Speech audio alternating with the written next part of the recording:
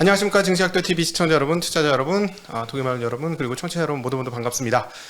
증시각도기, 각도기가 사랑하는 투자자 시간으로 오랜만에 모셨습니다. 때가 됐기 때문에 모셨는데요. 예, 이용수 IT신 HSL 대표님 모셨습니다. 어서 오십시오. 네, 안녕하십니까? 네, 오랜만에 모셨습니다. 네네. 지난번에 오셔서 아주 반응이 정말 뜨거웠어요. 예, 구독자분들이 너무 이렇게 훌륭하시더라고요. 네, 맞아요. 네네. 저희 구독자분들이, 저는 아닌데 저희 구독자분들은 훌륭하세요. 맞습니다. 네네. 저도 좋은 분들을 많이 알게 됐어요. 네. 네. 저희 구독자분들이 수준이 네. 높고 네네. IT 계열 쪽으로는 좀 많이 수준이 높더라고요. 네, 업계에 많이 계신 분들 같더라고요. 이렇게 보니까 네. 예, 굉장히 좀 업계 이야기도 잘 하시고 네. 저보다 많이 아시는 분들도 심지어 있고요. 펀드 매니저들도 꽤 돼요. 네네, 네, 맞습니다. 이런 기술적으로는 좀 네.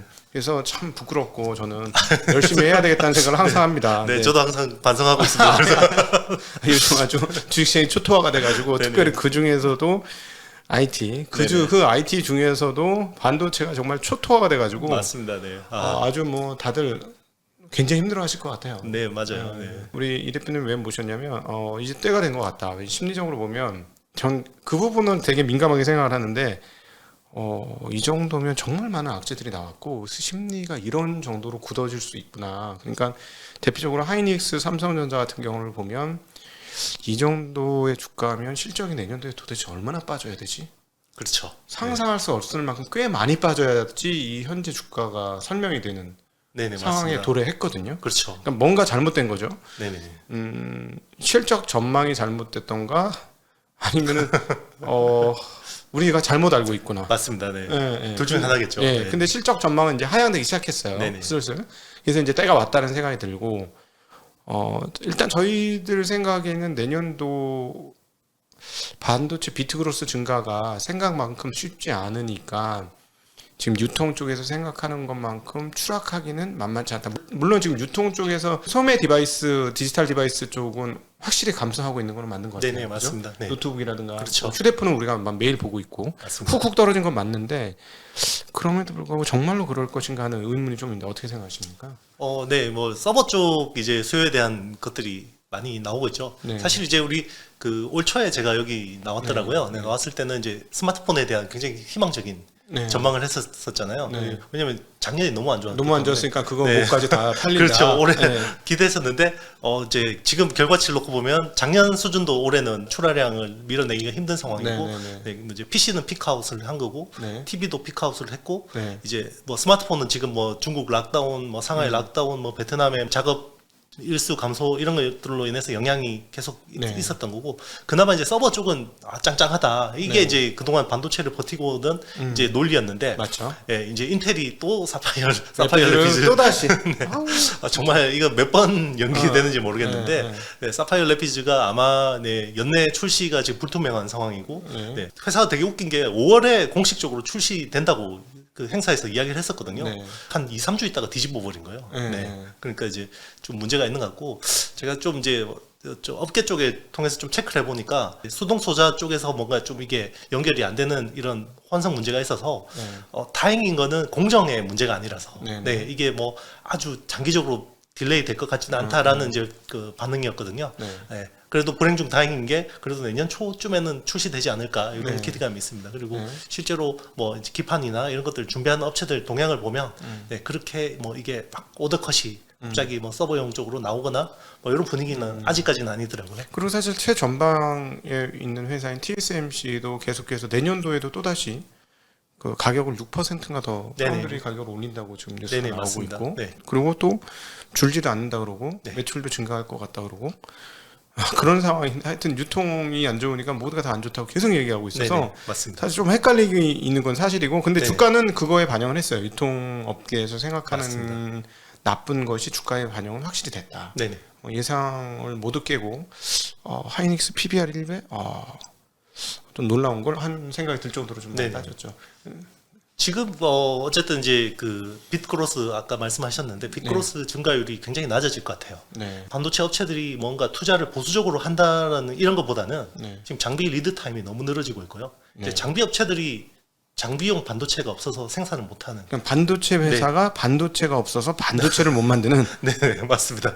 그건 아주 골 때리는 상황이죠. 그렇죠. 네. 뭐 ASML은 심지어 뭐 실제로 공식적으로 이야기했잖아요. 이게 세탁기용 그 MCU 가지고 그 반도체 장비에 좀 이렇게 갖다 쓰고 있다 뭐 이런 상황까지 되고 있는 상황이어서요.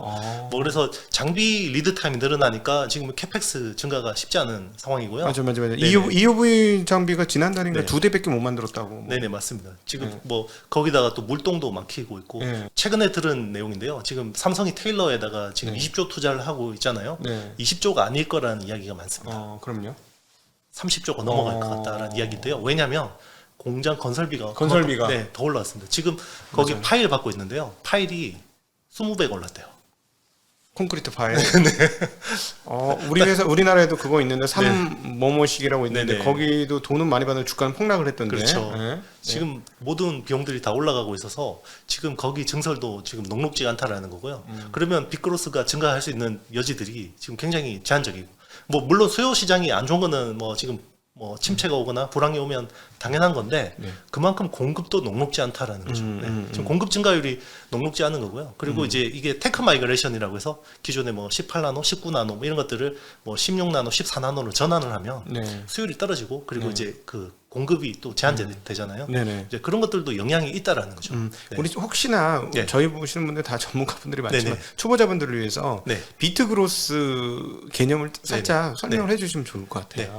보통 이제 제조업은 모든 게 이제 아웃풋이 늘어나려면 인풋을 늘려야 되잖아요. 네, 그렇죠. 근데 반도체는 특이하게 인풋을 늘리지 않아도 아웃풋이 늘어나는 마법이 있습니다. 네. 그게 이제 뭐 무어의 법칙이라고 하기도 하고 트랜지스터 밀도를 높이는 건데요. 네네네. 그래서 이제 미세 공정을 하면 이 빛 양이 늘어납니다. 그러니까 비트라는 거는 네. 우리가 몇 비트야? 네네. 옛날 우리 8비트 맞습니다. 컴퓨터부터 했죠. 그 비트예요. 그 네네, 비트 그렇죠. 비트가 늘어난다는 게 결국은 총 기가수라든가 테라수라든가 좀 메모리의 네네. 총 양이 많이 늘어난다는 맞습니다. 네. 얘기죠. 그렇죠. 이제 기존의 라인을 효율화하는 것만으로도 뭐 이제 산출량이 한 20%, 뭐 15% 이런 식으로 늘어나는 거고 네. 예전에 뭐 무어의 법칙이 될 때는 2년마다 막 2배씩 같은 라인에서 2배씩 막 그러니까 늘어나고 한 웨이퍼당 네네. 2배의 반도체를 10개 만드는 걸 20개 만들고 20개 만드는 걸 40개 만들고 맞습니다. 이렇게 될 수 있었으니까요. 그렇죠. 맞습니다. 예. 근데 그게 이제 장비가 없어서 못 만든다. 그렇죠. 장비가 지금 원활하지 않아서 전환이 잘 안 되고 그리고 공급량이 늘어나기 힘들다는 거죠.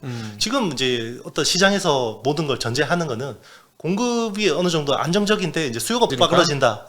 이래서 이제 빠지는 거잖아요. 네. 근데 공급도 그거 못지않게 빠그러질 수 있다라는 겁니다. 네네네. 그렇죠. 네네. 그러니까 지금 그 회사들 입장에서 우리 공급 못 해줄 수도 있는데 네네. 왜 시장에서 왜 그러지? 그렇죠. 하는 입장인 거고. 그렇죠.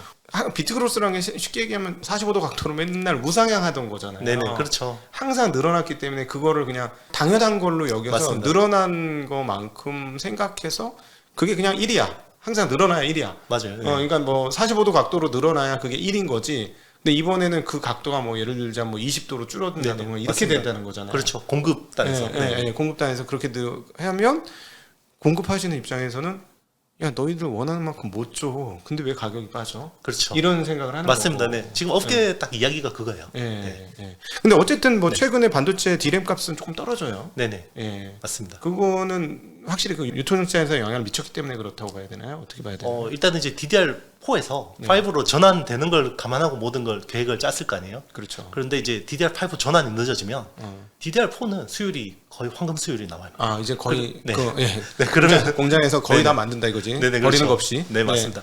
그 DDR5로 전환되면 이게 이제 공급이 어느 정도 줄어들 걸로 감안해서 모든 계획을 세우잖아요. 그렇죠. 그런데 이제 이게 또 지연이 되면 DDR4 뽑아내는 양이 많아지는 거예요.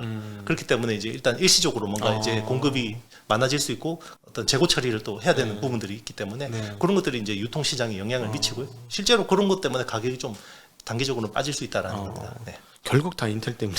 맞습니다. 정말 팩겔싱어의 멱살이라도 잡고 싶어요. 근데 팩 갤싱어에 대한 평가는 굉장히 좋던데. 네네. 할 수 있을 거라고 믿던데 사람들이. 네. 그런데 시장에서는 안 믿는 것 같아요. 근데 인텔 주가를 보면, 네. 계속해서 인텔이 10나노는 제대로 못 하는데, 자꾸 뭐 1.8나노 뭐 너무 미래 그림들을 계속 가져와서 이야기를 하잖아요. 예. 처음에는 굉장히 기대감이 컸죠. 이제 그 전임 CEO들의 어떤 실수들을 만회하고 이제 제대로 된 엔지니어 출신의 CEO가 왔기 때문에 네. 뭔가 제대로 될 거야라고 이제 굉장히 기대를 했었는데 실제로 그게 계속 딜레이 되다 보니까 약간 좀 부정적인 이제 평가들이 조금씩 나오는 것 같습니다. 네. 네. 자, 그러니까 결국은 공정을 맡은 회사 입장과 네네. 유통시장 입장이 다르고 네네. 주가는 유통시장 상황에 맞춰서 떨어진 것이고 네네. 예, 그렇게 된 거죠. 근데 어쨌든 저거는 맞잖아요. 휴대폰이 굉장히 큰 폭으로 줄었고 맞습니다. 예, 그 사실 수요단에서 제일 큰 두 가지를 꼽아보라면 휴대폰과 서버죠. 서버죠. 네. 근데 휴대폰은 확실히 줄었어요. 그러니까 맞습니다. 그것만큼은 주가에 반영되는 게 맞다 네네. 이렇게 봐야 될 것 같고 네네. 그러면 반대로 서버는 어떻게 보시나요? 서버는 투자를 할 수밖에 없죠. 네. 네. 그런데 이제 투자를 할 수밖에 없는데 안 하는 거는 구형 CPU 가지고 DDR4로 투자하기 싫은 거죠. IDC 업체들 입장에서는. 네, 네. 지금 당장 투자를 해야 된다 그러면 14나노 CPU 가져와서 DDR4 가지고 투자를 해야 되거든요. 그런데 이게 인텔 사파이어 레피즈에다가 DDR5로 투자하는 것보다 뭐 전성비라든지 이런 것들이 너무 떨어져요. 그러면 지금 투자하기는 억울한 거죠. 네. 그동안 버텼는데. 네. 네, 그래서 계속 가용 일수를 늘리거나 뭐 이런 것들을 통해서 버티는 겁니다. 이것도 다 인텔 때문이네. 네, 맞습니다. 그래서 이번에 지금 AMD는 아마 젠4 네. 그 아키텍처 기반으로 제노아라는 서버용 CPU가 나오거든요. 네. 그거는 스케줄도 나올 것 같아요. 네, 네. 연내에 나올 것 같습니다. 그래서 지금은 한 서버용 시장만 놓고 보면 네. 95%가 인텔이고 한 5%가 AMD 정도인데 아마 점유율이 좀 AMD가 좀 더 가져갈 수 있지 않을까. 그렇죠. 이번 네네. 사건을 네. 통해서 네. 확실하게 좀 늘리긴 할 것 같아요. 그렇죠? 네네, 맞습니다. 네. 그리고 그 제노아에 대한 기대감이 굉장히 좀 좋은 편이고요. 네. 제노아라는 그 칩 자체가 워낙 또 좋은데다가 거기에 또 하이브리드 본딩이라는 새로운 기술이 적용이 돼서 네. 네, 그런 부분들도 좀 오늘 말씀드릴 부분하고 좀 연결이 되는 것 같습니다. 네. 예, 첨단 후공정 쪽 동향. 네. 네. 네. 예. 오늘 이제 전반적인 지금 현재 상황들을 한번 살펴보았고요. 자, 그러면 저는 이제 때가 됐다고 생각하는 게 반도체가 저가 이제 때가 됐다고 하면 보통 한 6개월 후에 나타날 거예요. 저는 네네. 항상 조금 제가 때가 됐다고 하면 항상 뒤늦게 일이 벌어지더라고요. 네네. 틀리진 않는데 늦어. 근데 주식 사놓으면 항상 떨어져. 떨어졌다 한참 있다가 아씨 잘못 샀나 이러면 그때부터 슬슬 오르고. 맞습니다. 네. 저 항상 그렇거든요. 근데 저는 지금 때가 된 것 같아요. 네네. 근데 한 6개월에서 1년 정도 진짜 있을 거라는 거는 우리 투자자분들 고민 좀 해주시고 맞아요. 감안해 미래 주시고. 타이밍을 어떻게 누군가 알겠어요. 예언자가 아닌다면. 네. 근데 미래에 관심을 가져야지. 네네. 그래도 타이밍을 힌트라도 얻을 수 있는 네. 거죠. 네. 근데 그런 측면에서 보면 한국에 지금 가격이 떨어져서 가격 매력이 드디어 본격적으로 생겼어. 저는 사실은 가격 매력이 없다고 생각했는데 이번에 드디어 한국의 반도체 관련 기업들의 주가가 떨어지면서 저는 가격 매력이 생겼다고 보여지거든요. 왜냐하면 네네. 영업이익률이 한 20%씩 되는 애들이 퍼10 언더로 떨어지기 시작했어요. 맞습니다. 네, 그러면 시장 평균 퍼도 안 되는 상당히 높은 성장률과 영업이익률을 가진 회사? 그러면은 약간의 안전 마진이 있는 거지. 그렇죠. 그래도 이건 재미난 일인데 심지어 뭐 그 설비 증설 해주는 애는 훨씬 낮은 가격에 맞습니다. 설비 증설은 아주 똥값에 지금 거래가 되고 있고. 그렇죠. 예, 예. 한 뭐시기 뭐 이런 회사들 설비 증설해 주는 네네, 회사들 아주 맞습니다. 똥값이잖아요. 근데 어쨌든 그러면 한번 이 시간에는 그 반도체와 관련된 각각의 분야별 기업들을 한번 살짝 좀 살펴보면 좋을 것 같습니다. 네네. 네. 먼저 반도체 관련 그 전공정 장비부터 네네. 한번 네네. 기업부터 해볼까요? 네네. 사실은 전공정 장비는 몇 년 전까지만 해도 네. 언터처블이었었죠. 뭐 어플라이드 머티리얼스라든가 뭐 도쿄 일렉이라든가 이런 네네. 애들이 다 하는 거지. 맞습니다. 네. 우리나라 업체는 할 수 없다라고 생각했었는데 네네. 요즘 진입하는 회사들이 있어요. 맞습니다. 네. 전공정에서 보면요, 아직 국산화율이 5% 정도밖에 안 됩니다. 네. 후공정은 50%가 넘었는데요. 전공정은 굉장히 아직까지 해야 되는 게 많은데 보통 전공정 그러면 8대 공정이라고 하는데 우리나라 업체들이 좀 두각을 나타내는 쪽은 증착 영역입니다. 네. 이제 사실은 이제 반도체 투자가 만약에 100이라 그러면 한 40 정도가 노광이에요. EUV 네. 쪽입니다. 네. EUV 장비 한 대당 뭐 요즘에는 비싼 거는 3,500억씩 하니까요. 예, 예. 네, 그러니까 이제 EUV 장비 비중은 계속 노광 비중이 높아지는 편이고 네. 한 시각이 한 30% 정도 비중이 네. 되고요. 그리고 이제 한 25% 정도가 증착이고 뭐 이제 나머지가 이제 뭐 세정이라든지 이런 부분들인데 우리나라 장비 업체들 국산화가 그래도 제일 활발한 쪽이 증착 쪽. 네. 증착이라고 보시면 되고요. 그리고 이제 세정 쪽도 원래 좀 잘했습니다. 원래 네. 뭐 세정 쪽도 이제 국산화 노력들이 좀 있어 왔고 이제 시각 쪽에서도 조금씩 두각을 나타내는 업체들이 있는데 네. 증착이라는 거는 반도체 그 웨이퍼에다가 막지를 입히는 거죠. 이제 막 얇은 막을 입히는 거죠. 네. 그러니까 네. 층을 쌓기 위해서 하는 거죠. 맞습니다. 네. 그러니까 한번 살짝 네네. 설명해 주시죠. 네. 보통 이제 8대 공정이라 그러면 웨이퍼를 만들어야 되잖아요. 네네. 이제 웨이퍼는 고순도 이제 실리콘을 실리콘. 가지고 네. 막대기처럼 만듭니다. 이렇게 인곳? 그걸 인곳이라 그러거든요. 네, 네. 그거를 이제 소세지 썰듯이 이렇게 얇게 썰어서 얇게, 네, 네. 그게 웨이퍼가 됩니다. 웨이퍼를 이제 처음에 가져오면 이 굉장히 그 자르고 났으니까 그 우들두들하겠죠. 거칠거칠. 거칠거칠하죠. 이거를 굉장히 잘 갈아서 연말해서 네. 이제 매끈매끈하게 투명하게 네. 거의 유리 그러니까 거울 비슷한 수준이에요. 네. 근데 거울처럼 반짝반짝 하는데 거기에 제일 먼저 산화 공정을 합니다. 네. 이제 옥시데이션이라 그러죠. 네. 이제 산화를 하는 거는 이제 웨이퍼 표면을 보호하고 그리고 이제 절연 효과를 주기 위해서 산화를 하는 거고요. 산화를 하고 나서 이제 식각을 합니다. 네. 이제 이렇게 노광을 먼저 해야 되죠. 이게 회로를 그려야 되는 그려야죠. 거죠. 네. 네. 그러니까 회로라는 건 석판 인쇄술이라 그래요. 네. 포토 레이소그래피라 그러는데 네. 이 마스크라는 회로가 그려진 이 마스크를 네. 통해서 광을 이렇게 통해서 사진을 찍는 겁니다. 네. 그러면 이제 웨이퍼에다가 아주 축소 사진을 찍는 거죠. 그러니까 쉽게 네. 얘기하면은 네네. 빛을 빵 네네. 때려주는 EUV가 있고 네네. 그 사이에 네네. 그 그림을 그려야 되니까 네네. 그림 설계도를 네네. 엄청나게 크게 그려서 그렇죠. 아주 미세한 거를 네네. 크게 그려서 그거를 네네. 이제 마스크라고 하고 네네 맞습니다. 그 밑에 이제 실리콘에 그 아, 웨이퍼에다가 네. 렌즈가 하나 있어서 네네. 네. 그걸 네네. 작게 줄여주는 렌즈가 맞습니다. 하나 있죠. 네. 네네, 그래서 맞습니다. 그걸 빵 해가지고 네. 그 실리콘에다 그거 하나 작게 탁 그려주고 탁 네네. 그려주고 탁 그려주고 그거를 네네. 탁탁탁탁탁탁 여러 번 맞습니다. 하는 거죠. 그렇죠. 네. 네, 그래서 이제 회로를 그리는데 이제 그 사이에 뭐 포토레스토그래피라는 PR 소재를 이제 네. 이렇게 입혀서 네. 이제 이게 약간 액상인데 이걸 딱 떨어뜨리면 이게 팩 돌아요. 네. 그러면 이제 이 스핀 코터라 그러는데 네. 우리 뉴스 같은 데 보면 이렇게 한 방울 떨어뜨려서 팍 도는 이 뭐 그림들 많이 나올 거예요. 네. 아베 소부장 그때 사태 때. 네. 막 그래서 이제 이게 코팅이 되고 나서 이제 그 사진을 찍으면 이게 빛이 닿는 부분하고 안 닿는 부분에 양각 음각이 생기는 거죠. 네. 네, 그래서 이제 이거를 그 노광 공정을 하고 네. 그 다음에 이제 식각을 합니다. 네. 이제 식각을 플라즈마를 가지고 PR이 덮여져 있는 부분하고 안 덮여 있는 부분을 때리면 PR이 덮여져 있는 부분은 이제 이게 버티는 거죠. 네네. 이제 그런데 안 덮여 있는 부분은 이제 이게 그 깎여 나가는 거죠. 예, 예. 네, 그러면 이제 그 산화막이 처음에 입혀져 있잖아요. 네. 그래서 이제 우리가 필요한 부분만 이제 이렇게 이제 남겨서 네. 네, 이제 그 이걸 하는 거고 그 다음에 이제 또 증착이라는 네, 마치 조각하듯이 네네. 그 액을 가지고 네네. 빛을 쏴준 부분은 네네.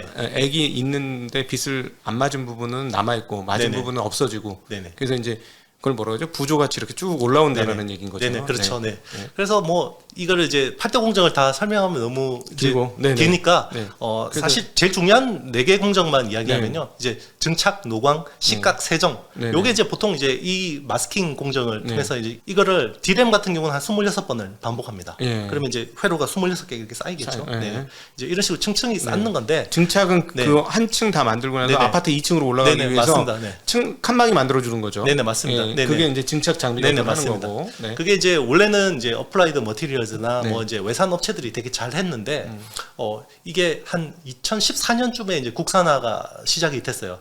그때 이제 PCVD라는 이제 증착 장비가 네. 그때부터 이제 본격적으로 많이 쓰이기 시작했는데 네. 그걸 기회로 이제 국내 업체들이 네. 국산화를 많이 했고요. PCVD 쪽에서 이제 테스나, 원익 IPS 뭐 이런 원익, 업체들이 이제 잘 네. 하게 됐고 테스 뭐 이런 애들? 그런 네. 업체들이 잘 하고 있게 됐고 테라세미콘은 원액 IPS가 먹었고. 맞습니다. 네. 네. 그리고 이제 뭐 유진테크 같은 경우는 이제 네. PCVD 쪽은 아니고 LPCVD라고 해서 네. 이제 거기는 약간 온도가 높은 공정인데 약간 열 처리에 가까운 그런 쪽으로 이제 하는 업체였고 4대 업체가 있어요. 국내 증착 쪽에서는 네. 원익 IPS, 네. 뭐 테스, 유진테크 그리고 주성 엔지니어링 여기 네 4개 업체가 있는데요. 네. 지금은 이제 PCVD 쪽은 꾸준하게 잘 나가고 있는데 네, 네. 최근에 이 회사들이 주목받고 있는 거는 원자층 증착 ALD? 예, ALD라는 네. 장비가 신규로 막 수요가 생긴 거예요. 네, 네. 그때 원래 ALD라는 장비가 좀 나온 지는 좀 됐는데 그 ALD라는 거는 말 그대로 원자층을 쌓는 거죠. 네. 이 기존의 CVD라는 건 화학기상 증착이라고 해서 네. 그거는 분자 단위로 쌓는 거죠. 그러면 이제 분자 단위보다는 원자 단위로 쌓으니까 워낙 막지를 얇게 할 수 있죠. 네. 뭐 한 100배나 1000배 정도 얇게 만들 수 있어요. 그러면 ALD 층 하나가 거의 1옹스트롬 정도밖에 안 돼요. 네. 그러니까 옹스트롬이라는 단어를 또 이제 처음 들으시는 분들도 있을 텐데요. 아. 1나노가 10 옹스트롬. 네, 네. 맞습니다. 그래서 뭐 지금 1.8나노가 18옹스트롬이 되는 네네, 거거든요. 그렇죠. 네, 그래서 그만큼 얇기 때문에 네. 막지를 성능 굉장히 좋아지는데 그동안 왜 못 썼냐면 이게 속도가 너무 느려요. 네. 네, 속도가 너무 느리고 비싼데 못 썼던 거죠. 그러면 마스킹이 26번을 해야 된다 그랬잖아요. D램 같은 경우. 그러면 26번 ALD를 하려면 공정 시간이 너무 늘어나요. 너무 그러죠. 네네. 그러니까 스루풋이 안 나오는 거죠. 시간이 돈인데. 네네, 맞습니다. 네. 뭐 라인은 이 시간 안에서 많이 네. 웨이퍼를 밀어내야지 돈이 되잖아요. 그렇죠. 그러다 보니까 못 썼는데 이게 그 노광 쪽에서 뭔가 트리거가 나옵니다. 기존에 패터닝을 멀티 패터닝을 썼잖아요. 네. 뭐 예전에 ARF 그러니까 보라 아르곤을 가지고 뭐 쓰다가 이게 미세 공정이 안 되니까 이거를 두 번을 나눠서 네. 이제 아까 사진 하나 찍는다 그랬는데 이게 한 번에 다 안 찍히니까 두 개 쪼개 가지고 하나 두 개 해서 이제 이거를 합쳐 가지고 예. 그게 DPT라 그럽니다. 더블 패터닝 이제 테크놀로지라 그러는데 더블 패터닝 쓰다가 이제는 더 미세해지니까 요거를 네 번에 쪼개서 네. 네, 그리고 QPT라고 해서 그러면 이것 때문에 마스킹이 늘어나는 거였거든요. 네네. 그런데 EUV는 한 방에 찍어내는 거죠 다시. 그러면 마스킹 수가 줄어들기 때문에 ALD를 쓸 수가 있게 된 겁니다. 공정 시간이 단축되기 짧아서. 때문에. 네네, 맞습니다. 네, 더 얇게도 할 수 있고. 네네, 맞습니다. 그래서 이제 EUV가 ALD의 시장을 키운 측면이 있는 거예요. 네. 네, 그래서 이제 EUV 시장이 계속 확장되니까 ALD 시장도 커진 거고 이거를 이제 준비하고 있던 국내 업체들이 수혜를 보게 된 거죠. 근데 시장에서 무슨 얘기를 하냐면 네. 오해가 좀 있는데 ALD 장비 나왔으니까 CVD는 이제 다 없어진다 뭐 이런 네. 얘기를 하는데 그건 아닌 거죠. 아닙니다. 예. 네. 왜냐하면 막질도 전부 좋은 막질을 쓸 필요는 없어요. 예. 그러니까 필요한 곳에는 이제 굉장히 좋은 막질을 쓰고 네. 이제 좀 그 아주 미세하지 않아도 되는 부분들은 그냥 기존의 CVD를 써도 되는 겁니다. 그러니까 보통 그렇죠. 이게 노광도 그러면 전부 100% EUV를 쓰면 좋은데 요즘 AP나 네. 쓰지 다른 거는 쓸 필요가 없잖아요. 네, 그렇죠. 쉽게 얘기하면 자동차 반도체는 전혀 쓸 필요가 없는 거고. 맞습니다. 네. 심지어 그 한 개 칩 안에서도 네. 이제 그 아주 미세한 회로를 그려야 되는 거는 EUV를 쓰고요. 네. 그리고 그게 필요 없는 거는 그냥 ARF를 기존으로 쓰기도 네. 합니다. 네, 네. 그래서 지금은 전부 그 100% EUV를 통해서 칩을 생산하는 건 아니고요. 그래서 ARF 이머전까지 계속 혼용해서 쓴다는 네. 거 보시면 됩니다. 물론 네. 나중에는 전부 100% EUV를 쓸 수도 있는데 아직은 뭐 그런 시대가 아니기 때문에 네. 그래서 CVD 수요도 계속 좋아집니다. 네, 네. CVD 수요도 좋아지고 이제 새로운 시장이 생기는 거죠. ALD 네, 네. 하이엔드 시장이 생기는 거고 예. 여기에서 이제 그 테스 빼고는 다 ALD 시장에 그렇죠. 뛰어들었어요. 테스는 ALD를 아직 못 하고 네네. DP를 하는 네네. 거고 네. 예, 다른 회사들은 다 CVD 했던 회사들이 네네, ALD까지 맞습니다. 하면서 원익 IPS, 유진테크, 주성엔지니어링은 네네. CVD와 ALD를 하고 있다. 네네, 맞습니다. 그 중에 원익 IPS, 유진테크는 삼성, 하이닉스를 다 거래하죠. 네네, 맞습니다. 근데 주성은 하이닉스만 거래를 하고. 네네. 네, 삼성하고 거래 못하죠. 네. 네. 네. 한번 옛날에 뭔가 일이 있어서 네네, 못, 맞습니다. 못하는. 네네. 더 자세하게 이야기하면 민감해질 수 있으니까. 이 정도로. 네네. 이제 이게 근데 사실은 이런 애들은 네. 사실 프리미엄을 좀 받아야 되잖아요. 국산화했으니까. 네, 맞습니다. 네. 그래서 이제 작년 4분기 같은 경우는 주성 엔지니어링이 ALD 그것 때문에 매출하고 수익 너무 잘 나왔고 분기에 500억 정도 나왔는데 이게 이제 아무래도 중국산 쪽, 중국 쪽에 납품하는 게 이제 굉장히 좋아가지고. 네. 네. 이 회사들 모두 중국에 납품을 하지 않습니까? 그런데 원익 IPS 같은 경우는 삼성하고 바인딩이 좀 많이 돼 있어요. 네네. 그러니까 사실 좀 더 디테일하게 말씀드리면요, 원익 IPS가 하는 ALD가 좀 더 어려운 겁니다. 네네. 그리고 이제 그거는 삼성하고 아마 그 크로스 라이선스 같은 것들 맺고 하기 때문에 중국에 안 판다. 중국에 팔 수가 없어요. 네네. 네. 그런데 이제 주성 같은 경우는 이제 그런 것들이 없기 때문에 자유롭게 하이닉스나 중국 쪽에 이제 팔 수가 있는 거고요. 네. 네. 이제 그런 약간 차이들이 있습니다. 네. 하여튼 전공정 장비라서 마진이 높고. 네네. 근데 이제 문제는 뭐냐면 몇 대 파는 거잖아요. 몇 네네. 대. 그렇죠. 그러니까 우연히 몇 대 못 팔면 매출이 우장창 네네. 할 수도 있는 게 약점인 거죠. 그렇죠. 근데 이제 EUV 수급을 보면 원래는 EUV라는 장비를 삼성만 썼잖아요. 네. 근데 이제 지금은 하이닉스도 쓰고 이제 점점 더 확장되는 그림이라서 마이크론도 이제 EUV 장비를 조달했잖아요. 네. 그리고 인텔 같은 경우는 지금 EUV 장비 조달이 안 되니까 차세대 장비 하이 NA EUV라는 거를 지금 초도 물량을 다 입도 선물해 버렸어요. 네네. 그러면 앞으로 많이 써야 되는 거거든요. 예. 그러면 또 ALD 많이 쓰지 않겠습니까? 예를 들어 얘네들이 진짜 잘 풀릴 경우에는 네네. 인텔에 납품할 수도 있겠죠. 네네. 왜냐하면 머티리얼스 회사 거보다 뭐 반값 뭐 이렇다고 그러지 네네. 않습니까? 그렇죠. 네. 우리나라는 또 가성비가 있으니까요. 네. 다 가성비가 좀 있는 제품들이니까. 네네, 맞습니다. 문제는 뭐냐면 이거는 한 번 들어간다고 계속해서 교체해서 쓰는 게 아니고 한 번 자리 잡으면 그냥 게임 끝이잖아요. 네네. 그렇죠. 결국 설비 증설하고 연관돼요. 네네, 맞습니다. 설비 증설 상황들은 지금 있는 걸로 아는데 설명해 주세요. 반도체 업체들 말이죠. 이게 결국은 뭐 삼성, 하이닉스, 그다음 중국 업체, 그다음에 혹시나 미국 향후의 미국 네네. 업체, 뭐 우리가 뻔히 다 아는 그런 큰 기업들에서 다 네. 반도체 제작하는 회사에서 이거를 쓰는 거니까. 네네. 그러면 결국은 그쪽에서 기존에 있던 걸 이걸로 뒤엎는 경우보다는 새로 지었을 때 이걸 쓰는 경우가 네네. 많으니까 그렇죠. 결국 성비 증설의 계획이 중요할 것 같은데 네네. P3 삼성의 이제 평택에 정말 뭐 축구장 27개 네네. 대규모 엄청난 큰 공장이죠. 예, 그 공장을 지었고 하이닉스도 네네. M16. 예, 네네. 그거는 또 16번째 공장인가? 네네. 그래서 M16이에요. 그게 16번째일 텐데 앞에 지은 공장이 아직까지 남아 있는 거는 지는 모르겠고. 네네. 예, 그래서 어쨌든 네. 네, 어쨌든 그 P3이 엄청나게 큰 거를 지금 네네. 계속 건물 껍데기는 다 된 것 같은데 이제 네네, 장비를 맞습니다. 넣는 과정인 거죠. 지금은 이제 낸드 플래시 먼저 들어가고 있고요. 네. 네, 이제 낸드 플래시 쪽은 일부 발주가 나오고 있습니다. 네. 그리고 이제 디램하고 이제 파운드리 쪽이. 그러니까 요즘에 트렌드는 이제 팹 짓는 것도 너무 비싸요. 이제 뭐 평당 이제 단가로 치면요, 웬만한 펜트하우스 평당 단가보다 비싸요. 반도체 팹 그냥 설비 빼고 팹만 놀랍다. 평당 억 단위가 넘어갑니다. 나 껍데기만 보고 이거 뭐 네네, 몇백만 그렇죠. 원을 짓는 줄 알았는데 그게 그렇죠. 아니군요. 아닙니다. 요즘에 워낙 또 반도체 난 진짜 팹 껍데기 보고 저 네. 공장이네 이러면서 공장 되게 그냥 대충 짓잖아요. 그렇죠. 겨울에 가면 춥고 막 네네. 그게 아니군요. 그렇죠. 그래서 요즘에는 팹 자체도 워낙 이제 기술이 많이 들어가다 보니까 이제 뭐 삼성 엔지니어링 같이 이제 별도 이제 자기 계열사한테 시켜서 기술 유출되는 걸 막기도 하고요. 네. 건설비가 많이 드니까 이제는 메가 팹을 다 지어야 돼요. 옛날처럼 작은 공장들 지어가지고는 이게 단가가 안 나옵니다. 네. 네, 그래서 이제 일단 메가 팹이 지어야 되는데 그게 P3고 이제 하이닉스 쪽은 M16이라는 건데요. 이제 그거를 지으면 이제 설비가 이제 들어가야 되는 거죠. 네네. 근데 이제 뭐 EUV 장비 수급이 잘 안 되다 보니까 이제 그러면 EUV를 지금 쓰는 쪽이 낸드 플래시는 쓰진 않거든요. 네. 그러면 파운드리의 7나노부터 EUV가 쓰이기 시작하고요. 네. 이제 5나노, 4나노에서 더 많이 써야 되죠. 네. 마스킹 수가 늘어나는 거고 지금 D램 같은 경우는 16나노부터 일부 적용이 됐어요. 네. 마스킹 한 개만 적용이 됐는데 14나노가 되면 마스킹이 5개로 늘어나고 그리고 이제 그 밑으로 12나노가 되면 더 이제 마스킹 수가 늘어나는 거죠. 네. 그럼 마스킹 그 EUV가 많아지면 ALD도 거기에 따라서 앞으로 많이 늘어날 수밖에 없는 거죠. 그러니까 ALD는 계속해서 앞으로 네. 증가할 수밖에 미세 공정으로 가면 갈수록 맞습니다. 당연히 네. 그렇다. 경쟁사가 어플라이드 머티리얼스입니까?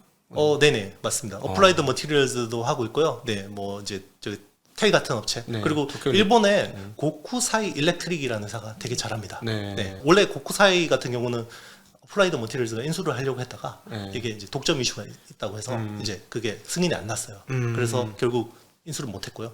그게 만약에 인수가 됐다 그러면 이제 국내 업체들은 좀 기회가 없었을 수도 있죠. 네. 이제 다행인 거죠. 네. 네. 자, 이제 전공정 장비의 주요 회사들을 한번 살펴보았고요. 네. 그 소재를 여기서 같이 엮어서 말씀하는 게 그럴까요? 좋을 것 같아요. 왜냐하면 ALD 공정을 아까 제가 파운드리하고 디램에 쓴다 그랬잖아요. 네네. 그러면 ALD를 쓰면요. 여기 머티리얼이 들어갑니다. 네네. 그러니까 ALD 공정을 뭘로 하냐면요. 하이케이라는 소재가 좋아합니다. 네네. 그게 이제 전구체인데요. 이제 그 전구체 수요도 앞으로 늘어날 수밖에 없고요. 네. 기존에 그 ALD에 쓰이던 그 하이케이 소재는 지르코늄 계열이 네. 많이 쓰였는데 네. 이제 앞으로 더 미세해지다 보니까 네. 이게 이제 하프늄 계열로 바뀝니다. 네. 네. 하프늄이요. 이게 미사일 탄도 있잖아요. 네. 그 폭발물입니다. 음. 그걸 반도체에 써야 돼요. 네. 지금 우크라이나에 뭐 이렇게 폭탄 많이 터지는데 네. 이 탄도 터지는데 이제 하프늄 네. 그러니까 폭발성이 높다는 거죠. 근데 이게 하프늄이 굉장히 그 어떤 유전 특성이 굉장히 좋아요. 그렇기 때문에 이제 앞으로 하프늄을 많이 써야 되고 유전 특성이라는 거는 뭐 전기가 잘 통한다는 얘기예요? 이제 전기가 잘 통한다기보다는 이걸 전기하고 자개 또 복잡해지는데 어쨌든 이제 전기를 안 통하게 하는 거는 이제 절연 효과라 그러고 네. 특정 조건에서 이제 뭐 이렇게 전기가 흐르게 하는 특성을 이제 유전 네네. 디일렉트릭이라고 하는데요. 네네네. 어쨌든 그거를 계속 써줘야 됩니다. 네. 예. 그래서 파운드리 쪽에 이제 트랜지스터 쪽에 그런 쪽으로도 많이 적용이 되고 네. 지금 디램 같은 경우는 카패시터가 이제 폭이 좁아지잖아요. 왜냐하면 게이트 자체가 선폭이 16나노에서 14나노로 선폭이 좁아지면 카패시터 같은 경우는 AR이라고 그러죠. 이게 폭이 좁아지니까 얘를 거의 기둥을 이렇게 더 높게 세워야 돼요. 위로.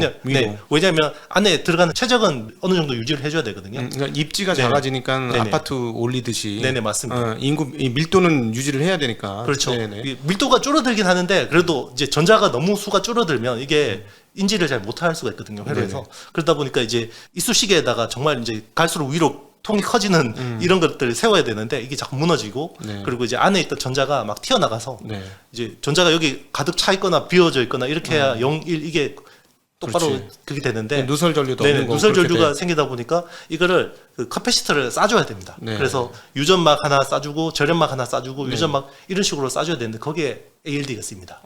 네. 캐패시티 되게 작잖아요. 네네, 굉장히 작습니다. 그러니까 일홍순트롬식 이렇게 얇게 왜냐하면 두껍게 하면 이거를 그렇지. 네네 예. 할 수가 없으니까요. 그걸 싸주는구나. 네네 맞습니다. 오늘 좋은 거 배웠습니다. 네. 그걸 그러면 어떤 소재, 하이케이 소재로 그걸 해야 네네. 된다는 말씀이시고, 네네 그렇죠. 하이케이 중에서 그거에 대한 하이케이를 만드는 원료가 네. 하프늄을 네. 지르코늄에서 기존에는 하프늄으로. 지르코늄을 많이 썼는데 네. 이제 고난이도로 갈수록 하프늄을 많이 써야 되고 네. 요 소재를 잘하는 회사가 이제 일본의 아데카라는 회사가 네. 있습니다. 네. 일본의 아데카라는 회사가 있고 이제 요거를 좀 국산화하려고 하는 이제 국내 회사들이 네. 뭐 DNF라는 회사도 있고 네. 네, 뭐 메카로라는 회사도 있고 그리고 레이크 머티리얼즈 뭐 이런 회사들도 있는데 DNF 같은 경우는 이제 삼성 쪽 밸류 체인에 있고요. 그리고 레이크 머티리얼즈하고 메카로 뭐 그 SK 옛날에 그 머티리얼즈죠. 네네. 거기 SK 트리캠이라는 회사도 있습니다. 네, 이제 네. SK 트리캠이라는 회사도 이제 이쪽을 하고 있는데 그쪽은 하이닉스 쪽 서플라이 네. 체인입니다. 네. 네. 그리고 뭐 이 소재 관련해서는 그냥 유명한 거는 사실은 그냥 저거 만드는 거잖아요. 쉽게 얘기하면 케미컬 액을 만들어서 주는 경우가 많잖아요. 네네 그렇죠. 그런 거는 이제 뭐 솔브레인이나 이런 회사들이 네네 하는 맞습니다. 거고. 얘들은 가루를 만든다고 생각하시면 됩니다. 네, 증착 가루를. 네. 그러니까 이거는 이제 증착을 통해서 이제 입히는 거고, 네 이제 뭐 솔브레인이나 뭐 동진 세미캠이나 네네. 뭐 한솔 케미컬 이런 회사들은 이제 뭐 액상이나 아니면 기체, 가스. 그건 보통 세정이나 이럴 때 쓰는 네네 맞습니다. 세정과 식각이나 뭐 세정 이런 쪽 많이 씁니다. 예. 종류가 정말 많던데요. 맞습니다. 이게 보통 뭐 기체도 있고 뭐 액체도 있고 뭐 네. 고체도 있는데요. 고체는 이제 뭐 이런 전구체 뭐 이런 가루라고 생각하시면 되고 액체는 솔브레인 하는 뭐 이제 인산계 에천트 뭐 이런 것들도 있고 그리고 이제 동지 세미캠이 하는 PR도 약간 이게 액상이거든요. 네네. 포토레지스트도 이제 액상이라고 보면 되고 한솔 케미칼이 하는 과산화수소 네. 이거는 이제 세정에 많이 씁니다. 이제 과산화수소 그리고 미세 공정이 높아질수록 고순도로 만들어야 되니까 부가가치도 높고 난이도도 높아지는 거죠. 네. 그리고 이제 요즘에 그 반도체에 또 가스를 많이 써야 됩니다. 가스 많이 써야 되는데 그게 이제 워닝 머티리얼즈라는 이제 뭐 네온 가스라든지 제온 가스라든지 네. 뭐 이런 것들을 많이 하는 거죠. 네. 뭐 아모니아 이런 것들도 많이 쓰고요. 네. 네. 네. 사실은 그 챔버 안에 사람이 갇히면 죽을 거예요. 그렇죠. 약간만 냄새 맡아도 죽습니다. 아, 약간만 냄새 네, 맡았구나. 약간만 맡아도 죽습니다. 굉장히 극독물이에요. 이게 반도체에다가 극독을 쓰면 이게 성능이 더 좋아져요. 그렇기 때문에 네. 그러니까 사실은 예전에 반도체 라인들을 이제 해외로 이렇게 미국에서 밖으로 빼내올 수 있었던 게 이게 막 그 노출이 되고 이러면 굉장히 혐오 시설이죠. 또 옛날에는 사람이 네. 손으로 했다는 거 아니에요? 그거를. 맞아요. 네. 그러니까 막 이상한 산업재해도 생기고 그랬던 거잖아요. 네. 저 예전에 그 케미칼 회사 연구소장님하고 이렇게 이제 저녁 먹으면서 들은 이야기인데요. 옛날에는 잘 몰라가지고 그 고무장갑 끼고 막 이렇게 불산에 담그고 그랬대요.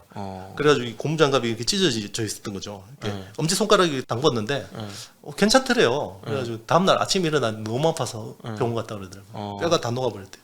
뼈가? 네, 안에 있는 뼈가. 네. 칼슘을 녹여버린대요. 불산이.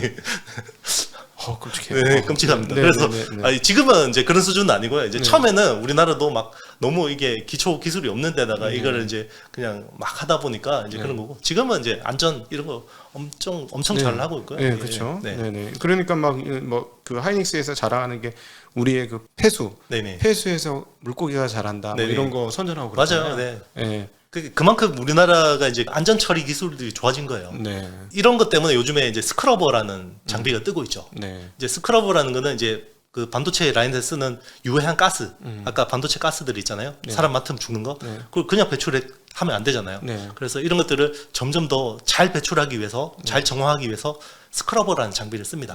그게 이제 유니셈이나 네. 뭐 GST나 뭐 이런 회사들이 하는 거죠. 예. 참고로 이제 요즘에 그 스크러버 같은 경우는 ESG 트렌드하고도 맞아요. 그래서 최근에 TSMC하고 SK 하이닉스가 자기들 ESG 보고서를 냅니다. 네. 거기에 스크러버를 다 이제 포함을 시켰어요. 네. 그래서 앞으로는 이제 스크러버 쪽을 더 비싼 스크러버를 많이 써야지 더 성능을 높일 수 있기 때문에 네. 이제 그런 쪽으로 많이 투자가 될 겁니다. 그러면 유니셈이나 GST는 앞으로도 전망이 밝다. 네, 전망이 예, 밝습니다. 이건 뭐 다른 나라도 당연히 할 거고. 네네, 맞습니다. 우리나라 하는 거는 이제 남들이 하는 걸 이제 따라가서 시작을 하는 거니까 무조건 외국의 경쟁사는 있다고 보면 되는 거죠. 네네, 맞습니다. 거의 모든 네네, 게. 그렇죠. 네네. 예. 자, 그러면 우리가 이제 전공정에 대해서 지금 알아봤는데. 네네. 시각을 해야 되는데. 전공정 중에서 네, 이제 증착만 한 거예요. 증착이 끝났고 이제 네. 식각하고 이제 세정하고 같이 하겠습니다. 네. 원래 식각이라는 거는 뭘 깎는 거잖아요. 네, 예, 네. 원래 깎는 건데요. 이제 반도체 초창기에는 습식으로 썼어요. 이제 네. 케미칼 가지고 식각을 했거든요. 네, 네. 근데 이게 그 1마이크로미터 이하 이제 수준까지 가니까 이제 나노의 세계에 들어들으면서 습식으로는 한계가 있는 거죠. 네. 그래서 지금 습식 식각은 대부분 PCB에 많이 씁니다. 네, PCB에 많이 쓰고 지금 반도체는 대부분 건식 식각을 많이 쓰거든요. 그러니까 이제 건식 식각을 쓰려면 플라즈마를 써야 됩니다.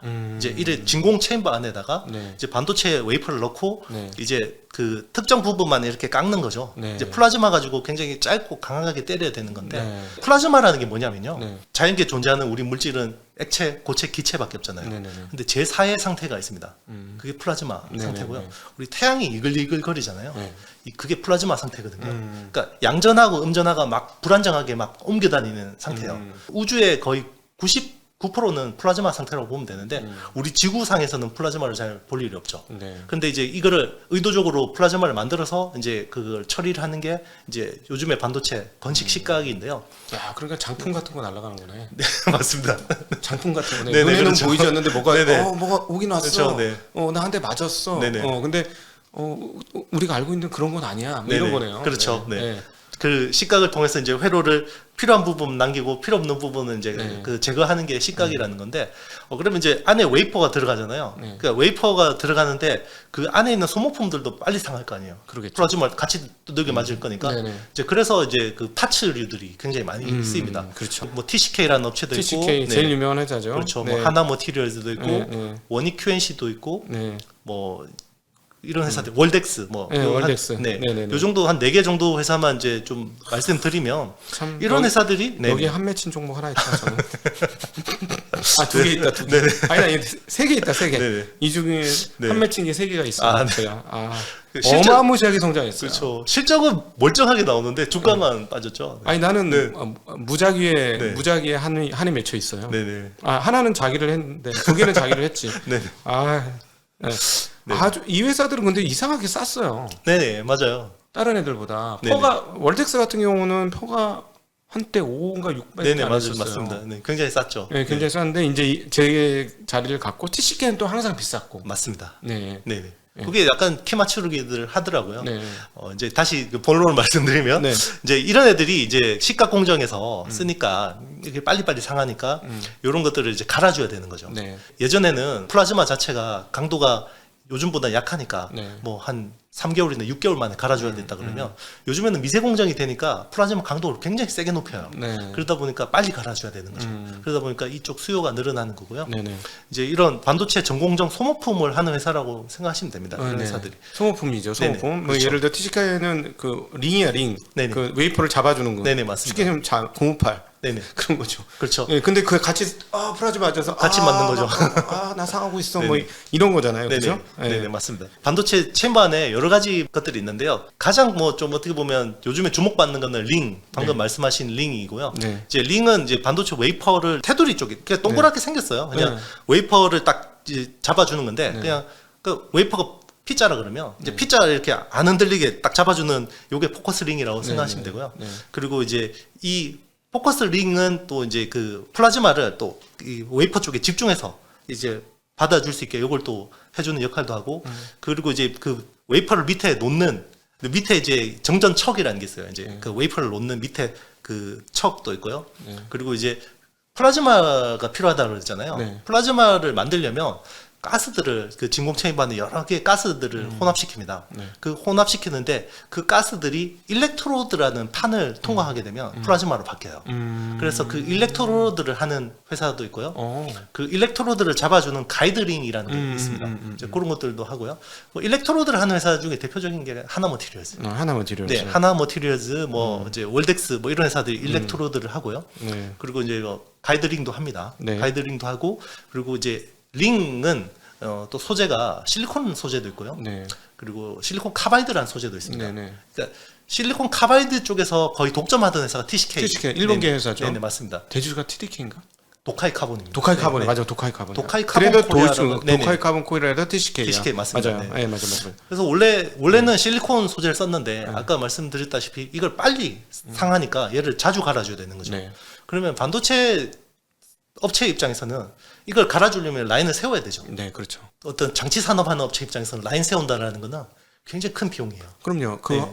한 달 동안 계속 돌아가지고 쭈루룩 나오는 건데 잠깐 세우면 그걸 연속으로 못하면 사실 맞습니다. 그 시간에 엄청나게 많은 걸 못 만드는 거니까. 그렇죠. 네. 그리고 이게 반도체 라인이라는 게 전기 딱 껐다가 갈고 딱 켜면 돌아가는 게 아니에요. 네. 조건 다시 잡아야 됩니다. 네, 네, 네. 그렇기 때문에 요 또 시간이 필요하기 때문에 그리고 최대한 오래 쓸 수 있으면 좋은 거죠. 그렇죠. 그래서 이제 나온 게 SiC인데요. 이제 기존에 실리콘 소재를 쓰다가 이제 SiC 쪽으로 이제 많이 머티리얼을 바꾼 거죠. 그게 더 강한가 보구나. 네, 한 50% 정도 오래 쓸 수 있습니다. 네. 만약에 뭐 실리콘 링이 만약에 뭐 한 달 쓸 수 있다 그러면 뭐 SiC는 뭐 45일 뭐 이런 식으로 쓸 수가 있는 거고요. 네. 대신에 가격은 2.5배가 비쌉니다.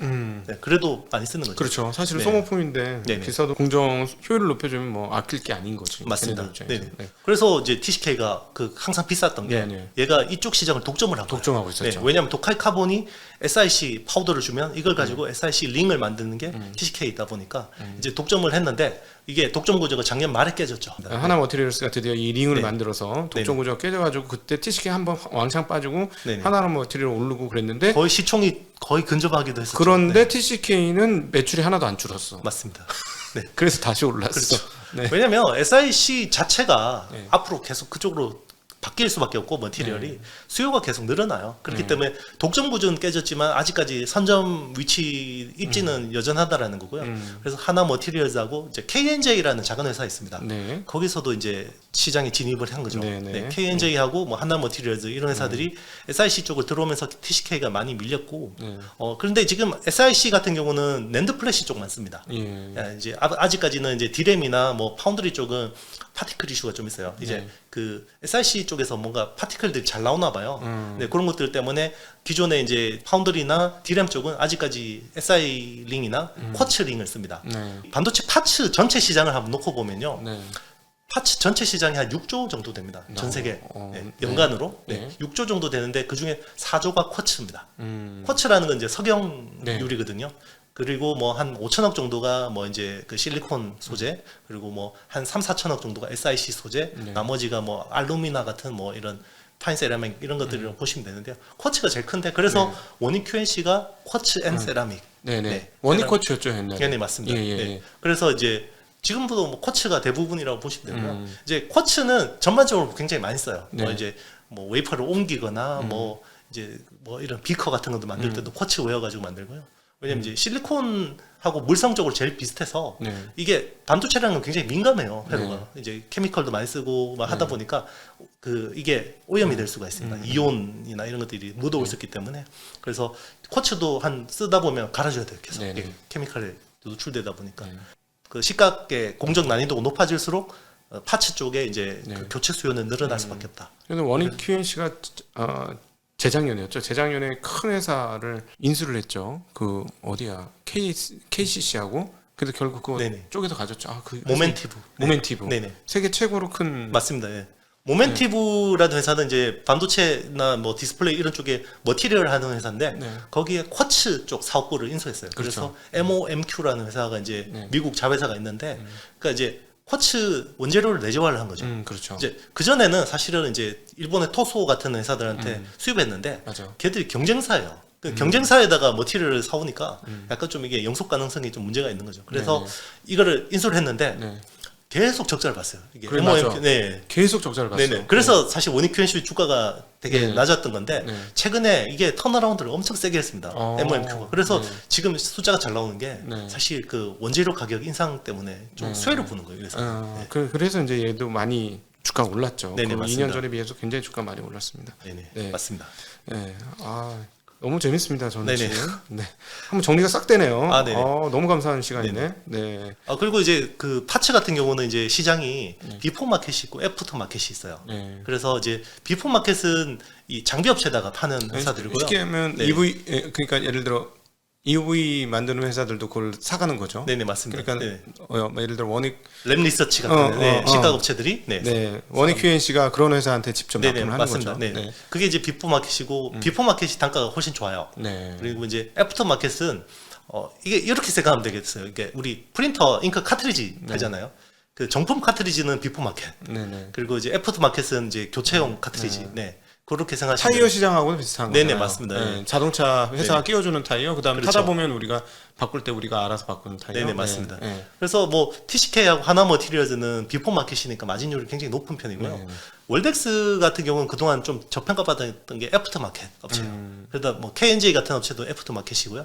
그러다 보니까 이제 삼성전자나 SK 하이닉스, 뭐 인텔 이런 데다가 직접 납품하는 거죠. 네. 이제 대신에 단가가 조금 싸긴 한데 요즘에는 또 뭐 그렇게 아주 또 이제 갭이 조금씩 축소되는 분위기 같습니다. 네. 네. 예. 월덱스가 원래 해외 업체하고 거래를 많이 했었는데. 지금도 굉장히 해외 거래처니, 그러니까 이 회사는 왜 멀티플 리레이팅이 가능했냐면요. 네. 이 애프터 마켓이니까 뭐 마진율이 낮잖아라고 했었는데 고객사를 계속 펼치는 거죠. 네네. 지금 거래하는 회사만 해도 뭐 TSMC, UMC, 인텔, 삼성전자, SK 하이닉스 웬만한 업체들 다 거래한다고 보시면 그때는 됩니다. 제가 처음에 이 회사 접근했을 때는 하이닉스, 삼성전자는 얘기가 없었었는데. 네네 그렇죠. 네. 지금은 그 세에 많이 바뀌었고. 다 납품한다고 보시면 되고요. 이래서 매일 네. 업데이트를 해야 돼.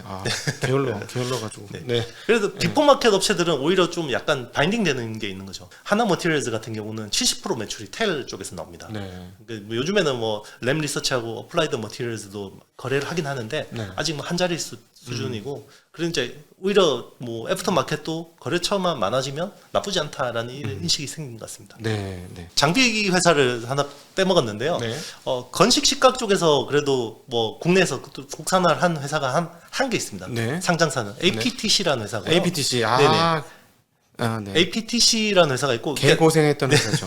개 고생. 그리고 세메스라는 회사도 이제 삼성 계열 세메스는 네. 뭐 상장이 안 돼 있으니까 네네. 세메스가 최고잖아요. 네, 맞습니다. 항상 네. 세메스가 최고인데 그렇죠. 이건 뭐 거의 삼성전자 자회사 네네 개념이니까. 맞습니다. 자회사 삼성 계열 이제 장비 회사라고 보시면 되고. 기술 수준도 상당히 네네. 높은 걸로 알고 있고. 그렇죠. 네. 그래서 이제 APTC 같은 경우는 SK 하이닉스 쪽만 납품을 합니다. 네. 사실 마진율이 굉장히 좋은데도 불구하고 PR을 많이 못 받는 게 하이닉스만 하니까. 그리고 지금은 이제 그 식각도 이게 머티리얼에 따라서 좀 달라요. 이게 폴리실리콘 쪽이 있고 메탈이 있고 옥사이드가 있는데 이 회사는 폴리실리콘 쪽만 합니다. 네. 그렇기 때문에 앞으로 이제 뭐 메탈이나 옥사이드 쪽 진출하거나 아니면 네. 뭐 고객사를 뭐 중국 쪽이나 인텔이나 이런 쪽으로 납품 뭐 넓힌다 그러면 멀티플 리레이팅 가능할 수도 있습니다. 이 대표 하시는 말씀 들었는데 이게 이렇게 어려운 건 줄 알았으면 안 했을 거라고 얘기하시더군요. 네, 맞아요. 네. 그러면은 이제 식각하고 세정.